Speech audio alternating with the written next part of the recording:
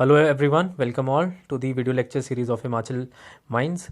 And today, as you are seeing the thumbnail आपके सामने है, we will discuss the Himachal Pradesh Economic Survey 2019-2020, the important points for competitive examinations. Those who are new, I would like to tell them that we have started the history series also with regard to Wonderland notes.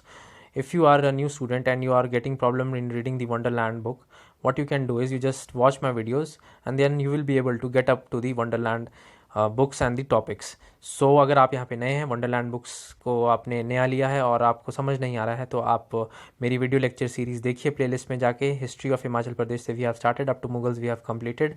तो आप वो देखिए, आपको काफ़ी हद तक एक understanding आ जाएगी और एक बेटर समझ आ जाएगी with regards to Himachal Pradesh history. तो आज हम देखने वाले हैं हिमाचल प्रदेश इकोनॉमिक सर्वे. बहुत ज़्यादा बच्चों को दिक्कत आती है इस बल्कि डॉक्यूमेंट को पढ़ने में, but what we will do is हम इस डॉक्यूमेंट से side by side important points निकालेंगे और देखेंगे कि क्या कॉम्पिटिटिव एग्जामिनेशन में क्वेश्चंस बन सकते हैं और कहाँ आपको इंपॉर्टेंट पढ़ना है और क्या क्या हम लिंक कर सकते हैं with the static part. So please subscribe to my channel Himachal mind. So without any further delay let's begin a lecture.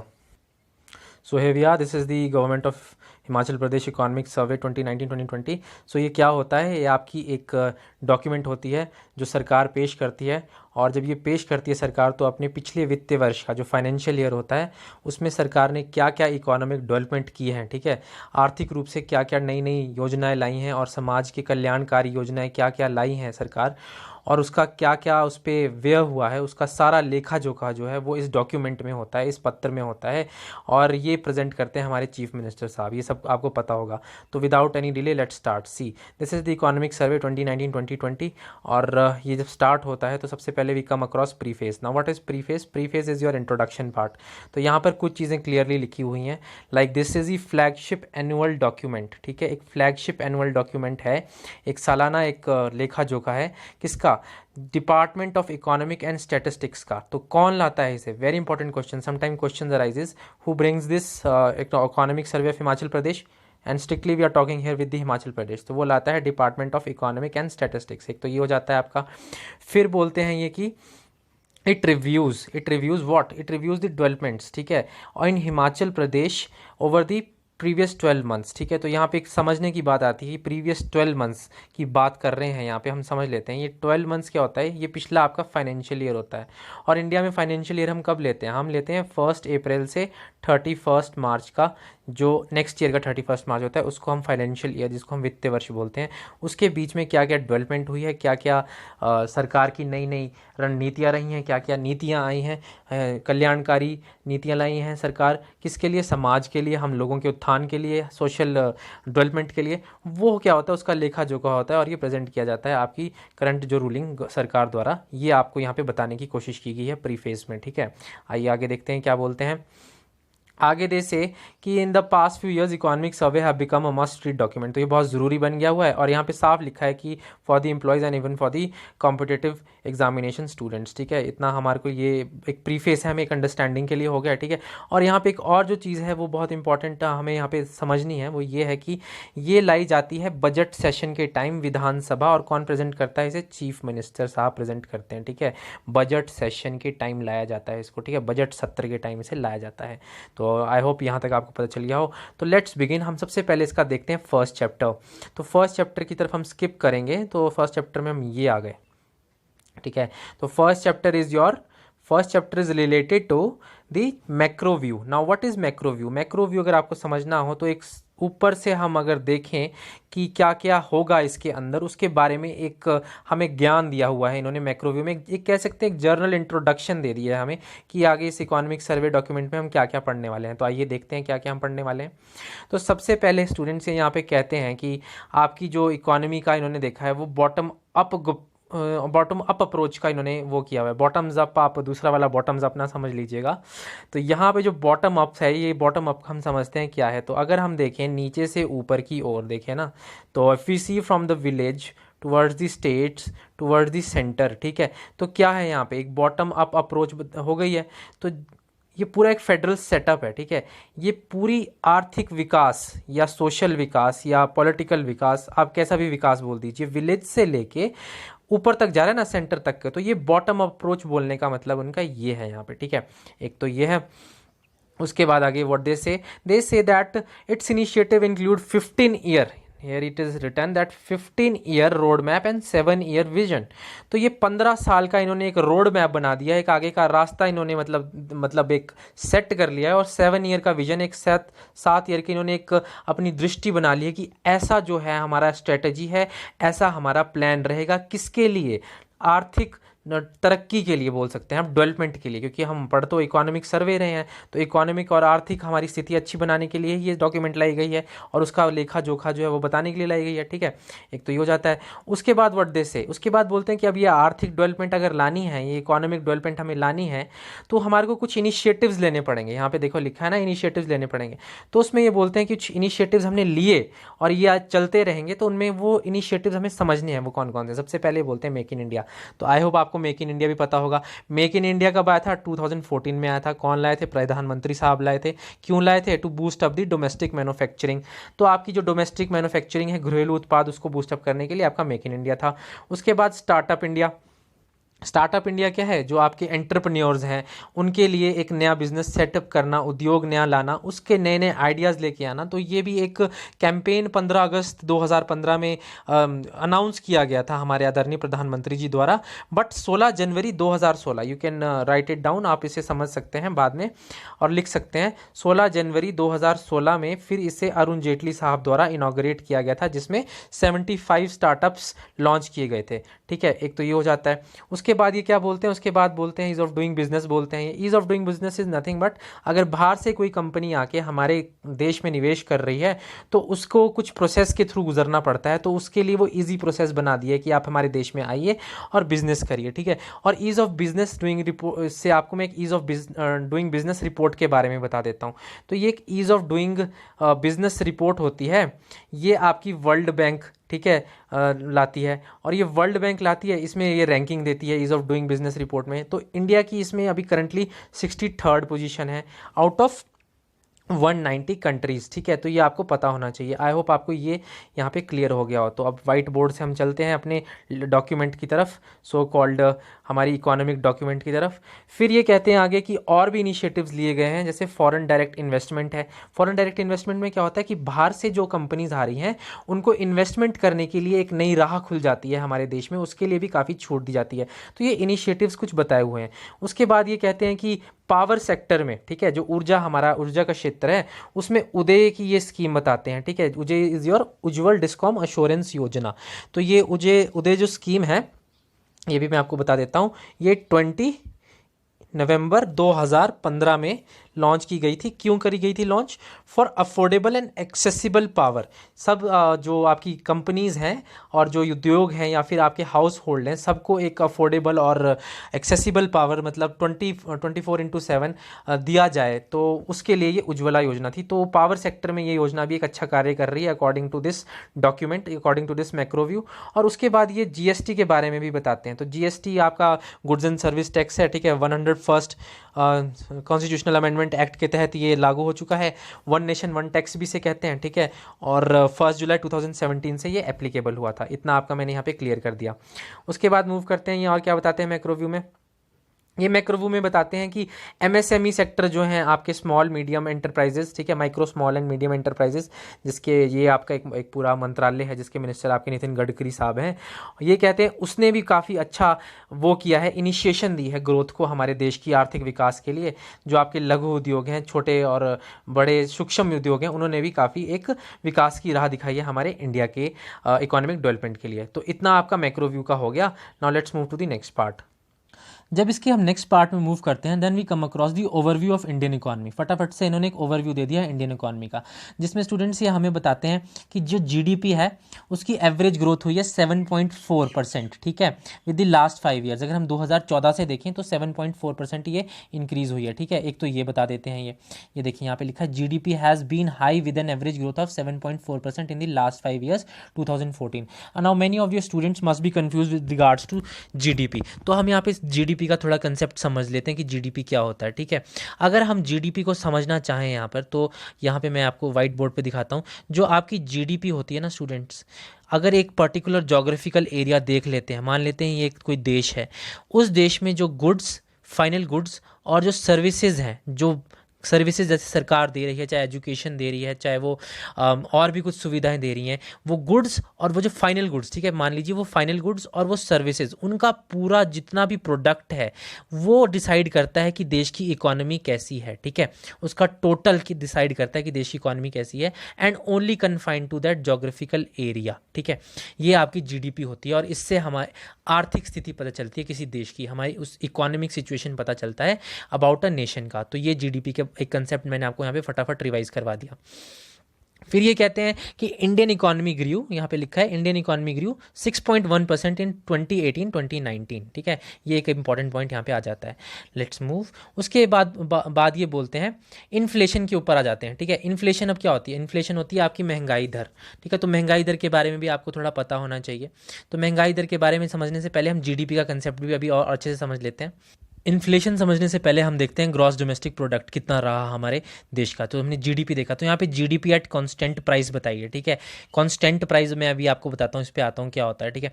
तो ये जीडीपी बताते हैं कि इट इज़ 139.81 लाख करोड़, ठीक है, against 131.75 lakh crore in 2017 and 2018, यानी इंक्रीज हुई है कुछ परसेंट। तो वो कितनी परसेंट इंक्रीज हुई है वो हम देखते हैं, वो यहाँ पे मेंशन की हुई है। वो इंक्रीज हुई है स्टूडेंट्स आपकी अप टू सी हेयर 11%, यहाँ पे लिखा है ना 11% इंक्रीज हुई है जीडीपी। तो ये पता होना चाहिए। अब यहाँ पे आप बोलोगे कि कांस्टेंट क्या है और कांस्टेंट बेसिस जीडीपी क्या होती है।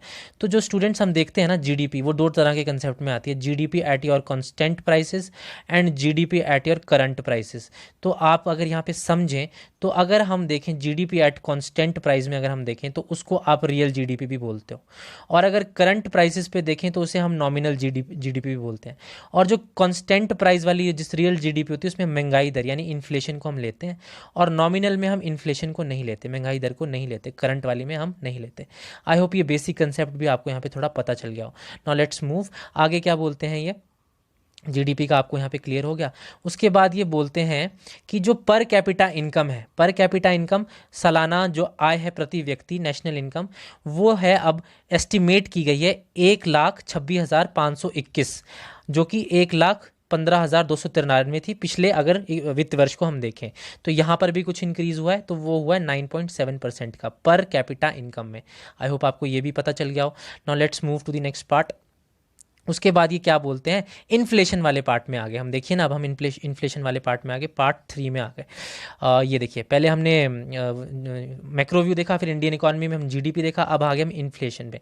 अब किसी भी सरकार को हम जब बोलते हैं ना, तो बोलते हैं महंगाई इधर कंट्रोल करना, सरकार का महंगाई कंट्रोल करना सरकार का सबसे प्राथमिक वो होना चाहिए। तो यहाँ पर इन्फ्लेशन के बारे में हम देख लेते हैं कि इन्फ्लेशन के भी क्या रेट रहे। तो स्टूडेंट्स, इन्फ्लेशन को पढ़ने से पहले आपको पता होना चाहिए, जो इन्फ्लेशन होता है ना आपका, जो इन्फ्लेशन वाला पार्ट है, उसके आपके दो मापदंड बहुत इंपॉर्टेंट होते हैं। उसमें दो इंडेक्स आते हैं, एक तो होता है आपका होलसेल प्राइस इंडेक्स और दूसरा होता है आपका कंज्यूमर प्राइस इंडेक्स। अब आप बोलोगे sir wholesale price index and consumer price index क्या होता है, तो ये भी आपको फटाफट से रिवाइज करवा देते हैं।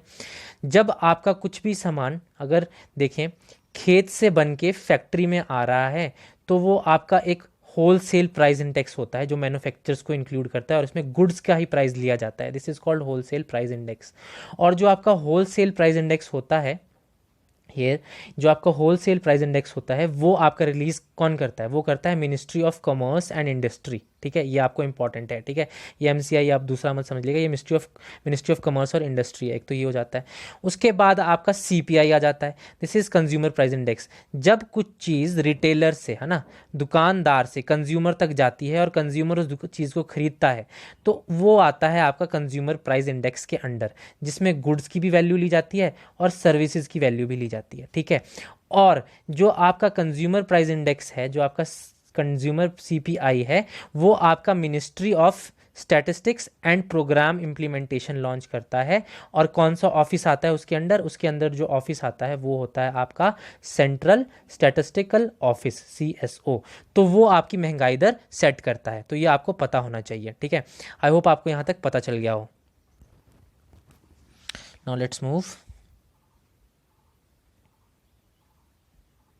तो देखिए स्टूडेंट्स, अब इन्फ्लेशन पे हम आ गए ना, तो मैंने आपको WPI एंड CPI का बता दिया। तो यहाँ पर क्या कहते हैं कि अगर हम इकोनॉमिक लेवल पे देखें, इंडियन इकोनॉमी लेवल पे देखें, तो जो आपका होलसेल प्राइस इंडेक्स है, यहाँ पे देखिए, it was below 3, it remained below 3%, 3% से नीचे रहा, और वो था 2.58% इन दिसंबर 2019। एक तो ये है। और ये कहते हैं कि जो आपका कंज्यूमर प्राइस इंडेक्स है वो रहा आपका 5.6%, और वो था आपका 2.9% 2017-18 में। तो इसमें भी ह्यूज डिफरेंस देखने को मिल जाता है। तो एक तो ये हो जाता है आपका पार्ट, ठीक है। आई होप आपको यहाँ तक पता चल गया हो। इसके बाद हम आ जाते हैं जो हमारा मेन जो हमने स्टडी पढ़ना है, वो है हिमाचल प्रदेश का। तो हिमाचल प्रदेश की इकोनॉमी का हम समझ लेते हैं। तो सबसे पहले हिमाचल प्रदेश इकोनॉमी में ये कहते हैं कि इस बार का जो ग्रोथ रेट है, जो आपका विकास दर है, वो रहने वाला है 5.6%। Very important, you can write it down. I hope आप नोट्स बना रहे हो। तो 5.6% विकास दर रहने वाला है, एक तो ये बोल देते हैं। तो उसी के साथ इन्होंने एक ग्राफ दिखाने की कोशिश की है हमें विकास दर की। तो उस ग्राफ को समझ लेते हैं हम। तो ये बताते हैं, देखो इस ग्राफ में ध्यान से देखिएगा, 2017 और 18 में 6.8% था, 2018-19 में इट वॉज 7.1%, बट इन 2019-20 जो अभी आंका गया है कि कितनी रहेगी, वो 5.6% रहेगी विकास दर, यानी कि आपकी ग्रोथ रेट। एक तो ये हो जाता है। उसके बाद क्या बोलते हैं ये, उसके बाद ये आ जाता है ग्रॉस स्टेट डोमेस्टिक प्रोडक्ट, ठीक है। अब हमने GDP पीछे पढ़ा था ना, जोग्राफिकल एरिया। जब स्टेट डोमेस्टिक प्रोडक्ट हो जाता है, तो मतलब जो स्टेट के अंदर प्रोडक्ट्स बने, the goods and service, the final goods and service which were produced in the state, और उनका जितना भी टोटल है वो हमारा ग्रॉस स्टेट डेवलपमेंट आपका डोमेस्टिक प्रोडक्ट होता है। तो वो कितना बताया गया है यहाँ पे एस्टिमेटेड, वो बताया है 1,53,845 करोड़ इन 2018 एंड 19, जो कि 11.2% ज़्यादा है पिछले फाइनेंशियल ईयर से। एक तो ये बता देते हैं ये, ठीक है। उसके बाद ये क्या बताते हैं, उसके बाद बताते हैं एट कांस्टेंट में मैंने आपको बताया था ना कि आपकी जो आपकी रियल वाली है, जिसमें आपकी क्या लेते हैं ये, इन्फ्लेशन, महंगाई दर भी लेते हैं। होल्ड ऑन अ सेकंड, जिसमें आपकी ये महंगाई दर भी लेते हैं। तो एक ये बताया है, यहाँ पे ये बोर्ड काम नहीं कर रहा है। हाँ, अब ये जो आपकी ये देखिए कांस्टेंट बताइए ना, ये कांस्टेंट, ये बेस ईयर लेता है 2011-12, ठीक है। उस बेस ईयर के हिसाब से, यानी ये रियल आपका बता रहा है, वो एस्टिमेटेड की गई है 1,17,851 करोड़, ठीक है, जो कि पिछले 2017 और 18 वाले फाइनेंशियल ईयर के से ज़्यादा बताई गई है, 7.1%, ठीक है। ये ज़्यादा हो गया यहाँ पे कुछ, 7.1%, ठीक है। ये 7.1%, ये ध्यान रखिएगा। तो आई होप आपको ये भी पता चल गया हो।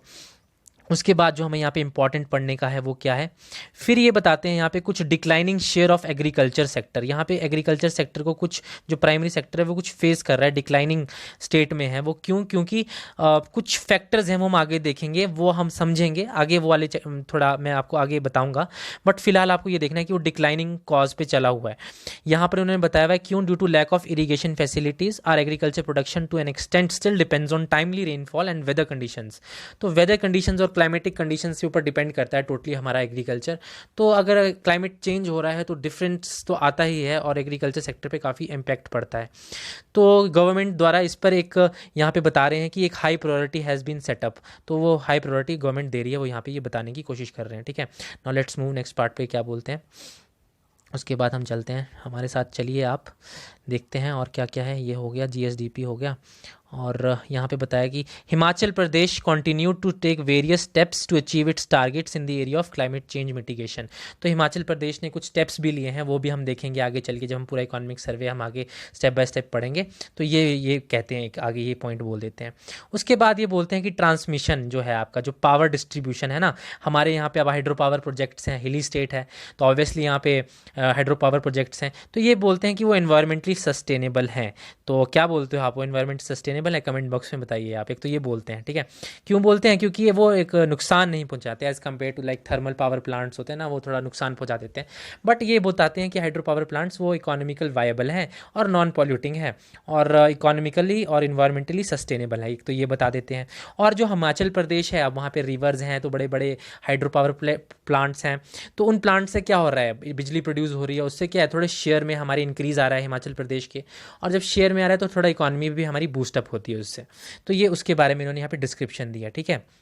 आगे चलते हैं, आगे स्क्रॉल करते हैं, और यहाँ पे ये बताया गया कि प्रेफरेंस दी गई है सेटअप करने के लिए ऐसे पावर प्रोजेक्ट्स को जो यहाँ के अपने हमारे हिमाचल प्रदेश के जो निवेशक हैं up to 2 megawatt and up to 5 megawatt, 2 megawatt से 5 मेगावाट की क्षमता वाले प्रेफरेंस जो है वो यहाँ के जो हमारे हिमाचल प्रदेश के निवेशक हैं उनको दिए जाती है प्रेफरेंस, ठीक है।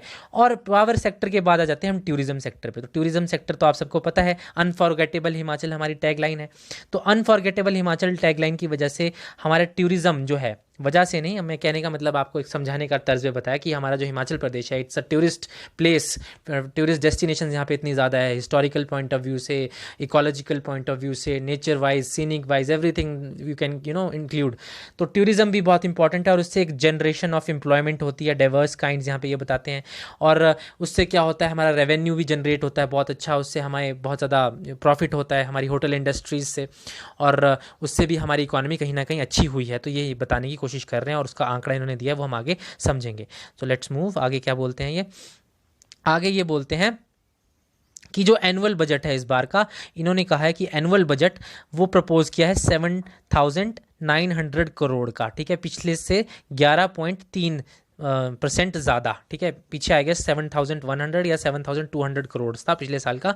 इस बार का जो बजट है वो 7,900 करोड़ का दिया गया है हिमाचल प्रदेश के लिए, 11.3% higher than the old year, ठीक है। तो ये भी आपको यहाँ पे क्लियर हो गया। कुछ देख लेते हैं अगर पीछे मिस हो गया हो तो। आई होप आपको मेरे साथ इकोनॉमिक सर्वे अच्छा तरह से आ रहा हो, समझ आ रहा हो।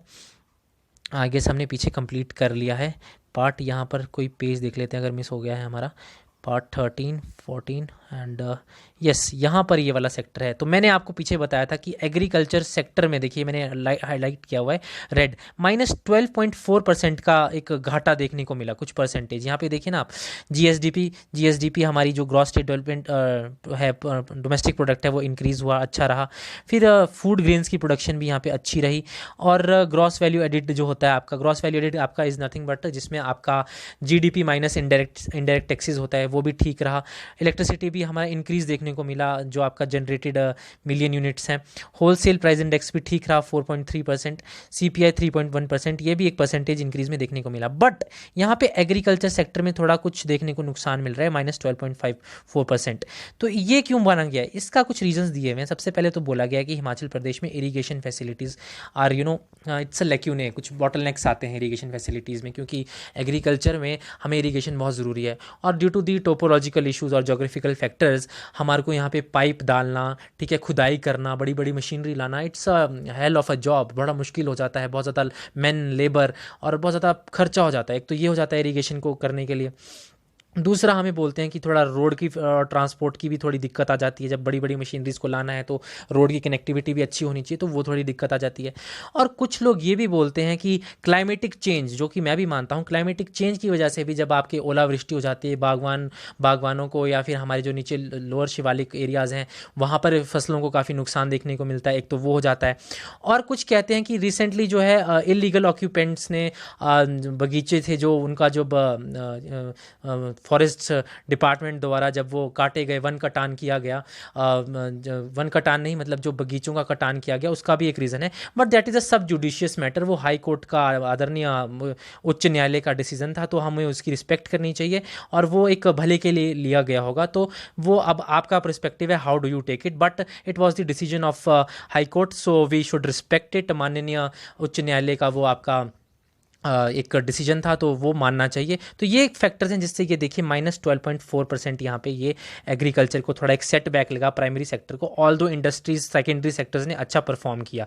इस बजट में इन्होंने इस इकोनॉमिक सर्वे में इन्होंने बताने की हमें कोशिश की है। तो आई होप आपको यहाँ तक पता लग गया हो। तो यहाँ तक हमने ये कर लिया, कवर कर लिया 5.6%, ठीक है। हमारा बजट 7,900 ये हो गया। और ये देखिए टूरिस्ट वाले हम चार्ट पर भी हम आ गए हैं। तो टूरिस्ट वाले चार्ट में ये बताने की कोशिश कर रहे हैं कि 2019 में जो इनफ्लो था it was up to 172.12, I guess this is in the value in the lakhs. इतने टूरिस्ट आए, पिछले साल के मुकाबले ज़्यादा है, ठीक है। पिछले साल 164.50 आए, और ये देखिए, और इस इकोनॉमिक सर्वे में ये बताया कि पिछली बार इतने आए। और हाईएस्ट आई गेस 2017 में, देखिए मैं थोड़ा जूम आउट करता हूँ, 196 अभी तक के सबसे हाईएस्ट आपके 2017 में है। तो ये भी आपके नॉलेज के लिए हो जाएगा कि टूरिस्ट इनफ्लो कितना रहा। तो 2019 में 172.12 लैक्स के करीब इनफ्लो टूरिस्ट का रहा। तो आई होप आपको यहाँ तक भी समझ आ गया हो। उसके बाद स्टूडेंट्स यहाँ पे फटाफट योजनाज हैं वो भी हम फटाफट देख लेते हैं, आपके लिए बहुत हेल्पफुल रहेंगी इस इकोनॉमिक सर्वे में, वो हम फटाफट से देख लेते हैं और समझ लेते हैं। तो सबसे पहले जो एक योजना है वे ये कहते हैं शिखर की ओर हिमाचल। तो ये एक मोबाइल ऐप है, ठीक है। योजनाज क्या होती हैं? योजनाज आर दी डेवलपमेंटल प्रोग्राम्स। अगर आप पब्लिक एडमिनिस्ट्रेशन समझें, अगर लोक प्रशासन को समझें, तो योजनाज are nothing but the developmental programs जो हमारे लिए हैं, हमारे जन कल्याण के लिए हैं, ठीक है। हम जन कल्याण के लिए ये शिखर की ओर हिमाचल एक जैसे ये योजना ला दी है, तो ये हमारे लिए ही लाई गई है, ठीक है, किसी बाहर एलियन के लिए नहीं है। तो ये योजनाज होती हैं हमारी बेटरमेंट के लिए होती हैं, ये डेवलपमेंटल प्रोग्राम्स होते हैं। तो ये स्टार्ट करते हैं हम फटाफट से योजना समझते हैं, एक फटाफट से आपको क्लैरिटी हो जाएगी और आप समझ जाएंगे। तो ये शिखर की ओर हिमाचल जो योजना है, this is a yojana which is related to a mobile app. एक मोबाइल ऐप है जो हिमाचल प्रदेश सरकार ने लॉन्च की है, और ये इस मोबाइल ऐप में हमें हिमाचल प्रदेश की एक इन्फॉर्मेशन और नॉलेज मिल जाती है district wise, and your villages also are included in this mobile app. You can go to the play store and download it, ठीक है। उसके बाद हम देखते हैं माई गवर्नमेंट माई पोर्टल। तो जब पोर्टल का नाम आ गया तो एक ये मतलब वेबसाइट से रिलेटेड कोई चीज़ है, तो वहाँ पर पार्टिसिपेशन है लोगों का उस वेबसाइट में, तो वहाँ पर आप इस पोर्टल पे जा सकते हैं, ये एड्रेस दिया हुआ है, और आप देख सकते हैं कि वहाँ पे लोगों का पार्टिसिपेशन कैसा रहा with developmental process in Himachal Pradesh. एक तो ये हो जाता है। आगे मूव ऑन करते हैं। उसके बाद आती है हिमाचल प्रदेश मेधा प्रोत्साहन योजना। नाउ व्हाट इज दिस मेधा प्रोत्साहन योजना? अगर कोई बच्चा आपकी तरह स्कॉलर है, ठीक है, आप लोग सब इतने स्कॉलर अच्छे बच्चे हैं, आप पढ़ते हैं, +2 और कॉलेज के लेवल में अच्छा परफॉर्म करते हैं, एंड दे आर मेरिटोरियस, वो मेरिट में आते हैं, तो सरकार उन्हें 1 लाख का असिस्टेंस देती है, 1 लाख रुपए का। किसके लिए? फॉर द कॉम्पिटिटिव एग्जामिनेशन, है ना। They want to be like they want to go in the NEET, वो डॉक्टर्स बनना चाहते हैं, they want to go in the IITs और the prestigious institutions, and they want to go in to college students want to go to the civil services competitive examination. तो उसकी एक assistance के लिए ये मेधा प्रोत्साहन योजना है, ठीक है। एक तो ये हो जाता है। Let's move.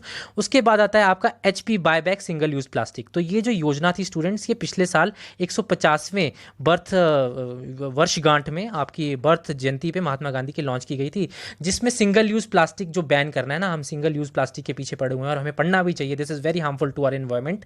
तो ये इसके लिए सरकार ने ये किया गया था कि अगर आपके पास सिंगल यूज प्लास्टिक घर में है, किसी कारणवश आपके पास आप रखते हैं और आप उसको बेचते हैं, हमें सरकार को बेचते हैं, तो वो आपको 75 रुपीज़ पर केजी बायबैक का ऑफर देती है, ठीक है। तो ये HP buyback single use plastic योजना है। Let's move. उसके बाद कौन सी योजना है?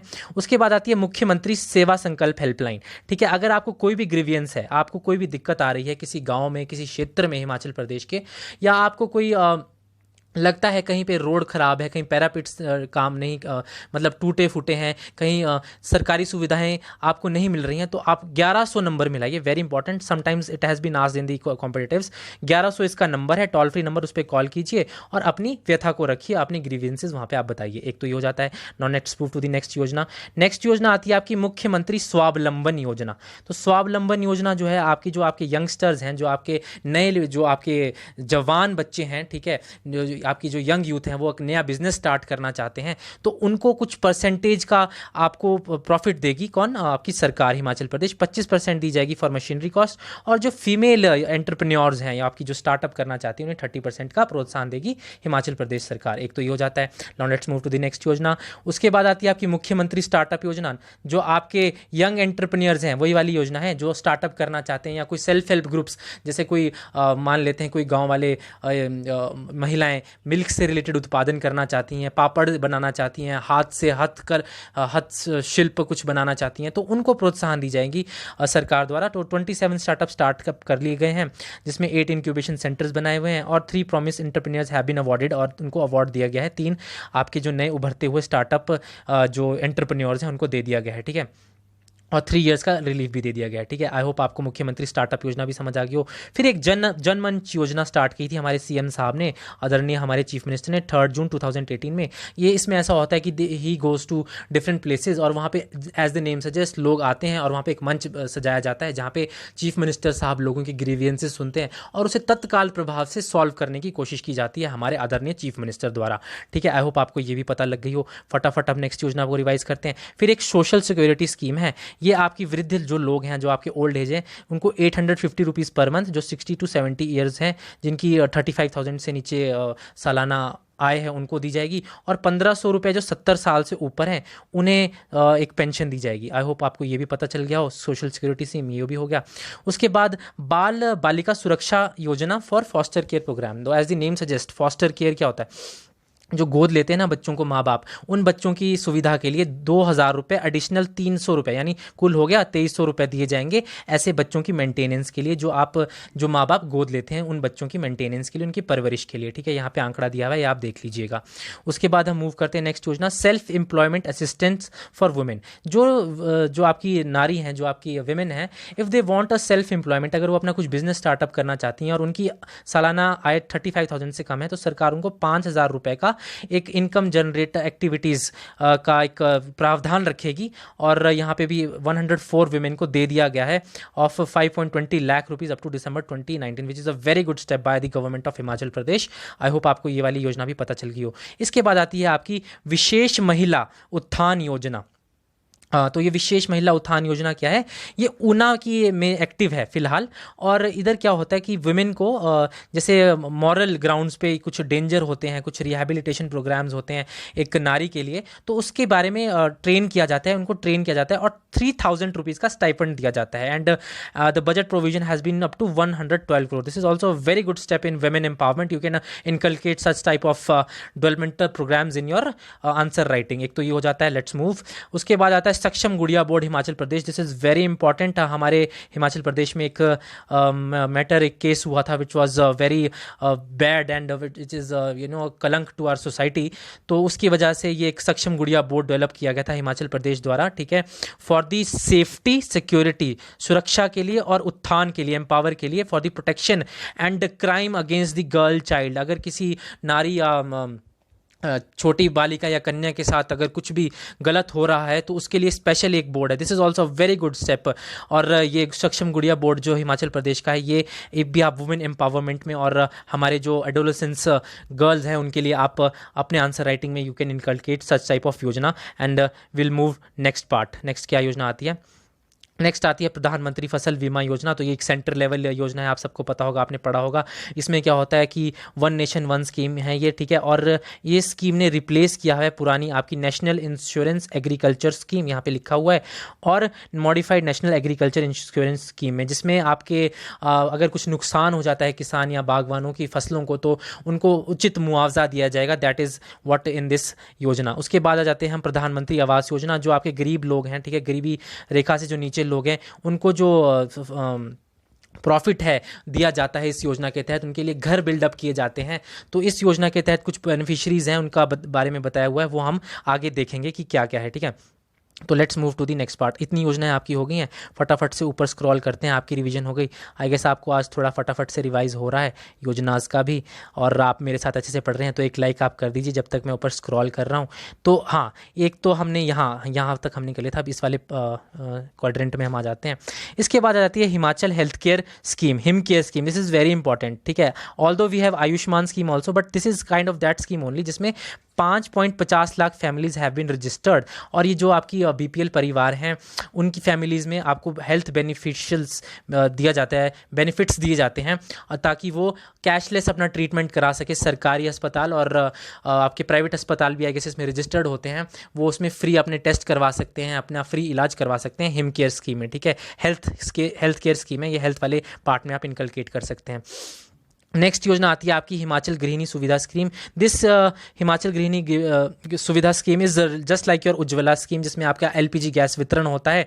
और इस स्कीम के तहत आपके फ्री गैस सब्सिडीज़ दी गई हैं, और 2,64,115 गैस हैज़ बिन प्रोवाइडेड। आपका यहाँ पे पूरा आंकड़ा दिया हुआ है। आई होप आपको ये भी पता लग गया हो उज्ज्वला स्कीम की तरह। फिर बेटी है अनमोल योजना भी है।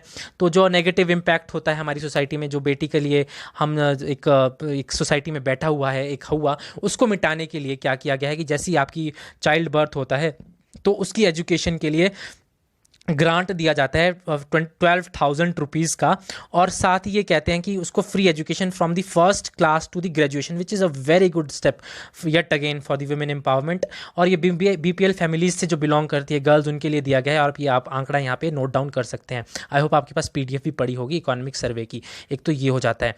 उसके बाद let's move to the next scheme, क्या है, मदर टेरेसा आश्रय मातृ संभाल योजना। तो ये योजना किसके लिए, ये भी डेस्टिट्यूट और जो गरीबी हालात में जो वुमेन अपना गुजारा कर रही हैं, उन बीपीएल परिवार की महिलाओं के लिए 6,000 rupees per annum for their child उनको दिया जाएगा इस योजना के तहत। आपको ये भी क्लैरिटी हो गई होगी।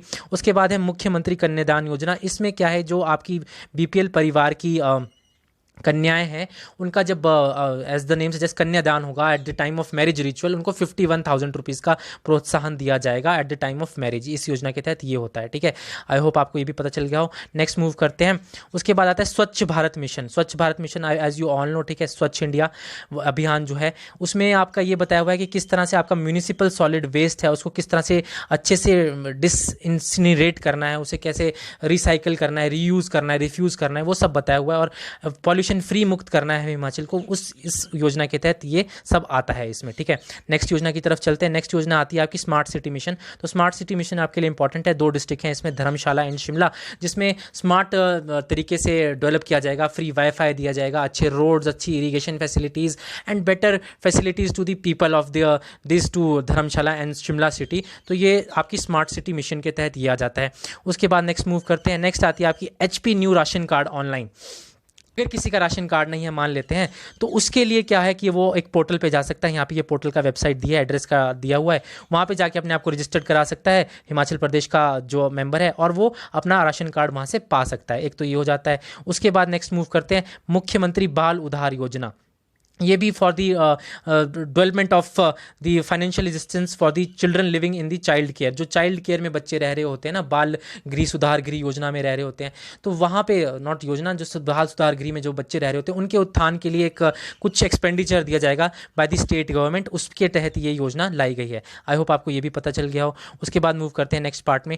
एक बूटा बेटी के नाम इज़ ऑल्सो वेरी इंपॉर्टेंट। ये 2 फैक्टर से, इन्वायरमेंटल फैक्टर से भी और सोशल फैक्टर से भी, क्योंकि जो आपकी चाइल्ड है, गर्ल चाइल्ड है, उसको निगलेक्ट ना किया जाए, उसको प्रोत्साहन दिया जाए गर्ल चाइल्ड को। जब वो पैदा हो तो उसी के साथ क्या करें, आप एक बूटा लगाएं, जो इन्वायरमेंट के लिए भी अच्छा है, और गर्ल चाइल्ड का जो एक वो कंसेप्ट है at the back of the mind, so called fundamentalist society में, वो भी कहीं ना कहीं खत्म हो। एक तो ये हो जाता है। फिर उत्तम पशु पुरस्कार योजना में क्या है कि अगर किसी पशु पालक की गाय की मिल्क की प्रोडक्शन 15 लीटर है, उससे ज़्यादा है, तो उसे क्या करेंगे, उसे अवार्ड दिया जाएगा या उसे प्रोत्साहन दिया जाएगा और उसे उत्तम पशु पुरस्कार दिया जाएगा, ठीक है। तो ये योजना में ये होता है। आई गेस आपको ये भी पता चल गया हो। उसके बाद द पर कैपिटा इनकम, जो हमारी ये बताई गई है कि जो हिमाचल प्रदेश के सालाना प्रति व्यक्ति आय है, वो यहाँ पर आप एक रिकॉर्ड देख लीजिए। इट इज़ 1,83,108, ठीक है, और एस्टिमेट की गई है एट 2019-2020 में 1,95,255 रुपये, ठीक है, प्रति व्यक्ति सालाना आय, that is per capita income of Himachal Pradesh state, ठीक है। इंडियन वाली भी हमने पीछे देख ली थी, आई होप आपने वो रिमेंबर रख ली हो, ठीक है। उसके बाद चलते हैं प्रधानमंत्री किसान सम्मान योजना। तो ये आपको भी पता है, प्रधानमंत्री किसान Samman Yojana central sponsored scheme है, जिसमें 6,000 रुपीज़, 2,000 रुपये आपको 3 टाइम्स एक किश्त आती है। जो आपके किसान हैं उनको ये किश्त आती है जिनके 2 हेक्टेयर्स लैंड से कम जिनकी भूमि है, तो ये भी आपको पता होगा, ठीक है। ये भी हमारे हिमाचल में मेंटेन्ड है। और आयुष्मान भारत जो है आपकी, जो प्रधानमंत्री जन आरोग्य योजना है, ये भी आपको पता ही होगी, जिसमें जो आपके गरीबी रेखा से हैं उनको फ्री इलाज और फ्री सुविधा, just like our Him care yojana, ठीक है। उसके बाद जन धन योजना है। जन धन योजना क्या है, जो आपका इस किसान है सबका एक खाता है, मतलब एक डिजिटल इंडिया के तहत आपको एक डिजिटल पेमेंट के तहत इसको जोड़ने की भी कोशिश की गई जन धन योजना के तहत, ठीक है। आपकी डिजिटल ट्रांजेक्शन, हर किसान का जो है एक खाता हो, हर मतलब एक नागरिक का खाता हो, ठीक है, उसमें भी कुछ बैलेंस की कुछ वो एक लिमिट ना हो, तो वो जन धन योजना है। तो इसके बाद एक और है Mahatma Gandhi national rural employment guarantee, जिसको हम मनरेगा बोलते हैं, तो उसका आंकड़ा भी यहाँ पे दिया हुआ है। अंडर दिस एक्ट 181.7 लाख, ठीक है, मनरेगाज have generated by providing employment to, इतना ज़्यादा एम्प्लॉयमेंट दिया गया है इतने हाउस होल्ड को इन स्टेट, ठीक है, 4,47,773। तो यहाँ पे मैंने एक ही सांस में आपको सारी योजनाएं यहाँ पर गिना दी। आई होप आपको ये योजनाज अच्छी लगी हों, आपको ये समझ आया हो। Please do like this first analysis. आपको कैसा लगा ये मेरा analysis, do like, do share, do subscribe and do comment the Himachal mind series and हमें ऐसे ही प्यार दीजिए। Thank you and have a nice day.